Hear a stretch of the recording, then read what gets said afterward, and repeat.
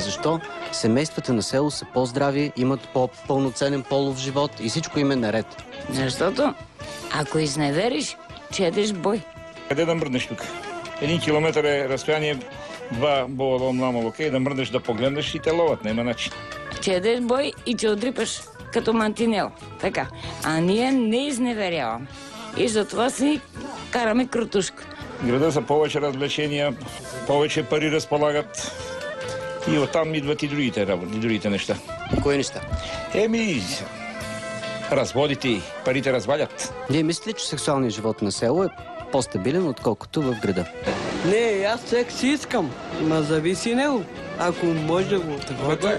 Кажи на телевизията, по 3 оправим всека сутрин. Да, бе. Верно? Да, как?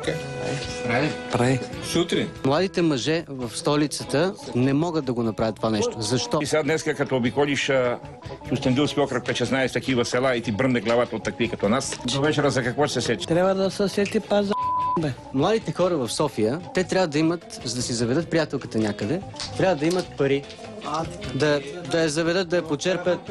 След това трябва да вземат хотел. Абе има разки, бе, има такова, бе. Храсти. Разки, да. Къде ги водише мацките, като беше млад? Изполет. Дома няма кой да ти разреши. Къде ти пада? Абе, ти не си го правил. Селото е друго. Зависи колко пича е едно. От 2 пича... Колко пари секс? 3 пъти. Оти мене ме питаш. Питай, а нея.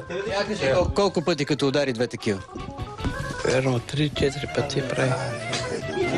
Не, сабале. Ако лажим се от тук, Не, са пил. Ама сутринта го прави това нещо. Отия, мене ми се иска. Па давам ти го. Така е? Саба. Не па даваш го. Па колко? 4 пъти. Он се дига, жената си иска. Къде? Ако няма заебам го, отивам през руката.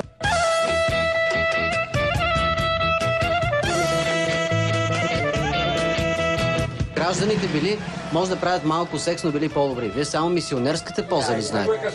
Които се правят? Докара го тук да ви запусне. Това къде го докара, там на орева, че го закачим и паче го. Докара го това. Добре, какви пози са популярни на село? Всекакви.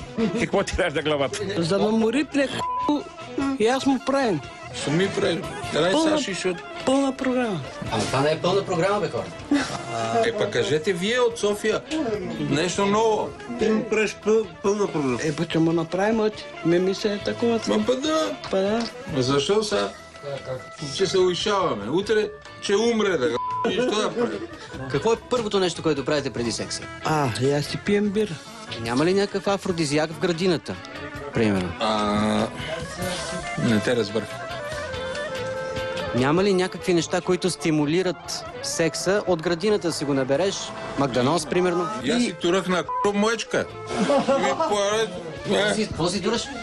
Он не знаете. Абе, не знам, бе, хора. Дайте една ръчка. Това се е мазал това неща.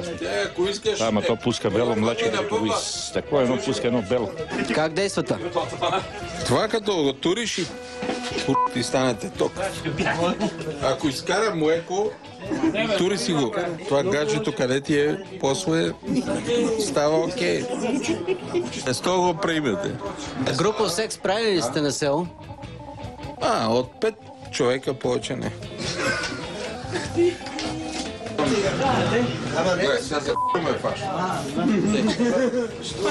На какво държите най-много в секса?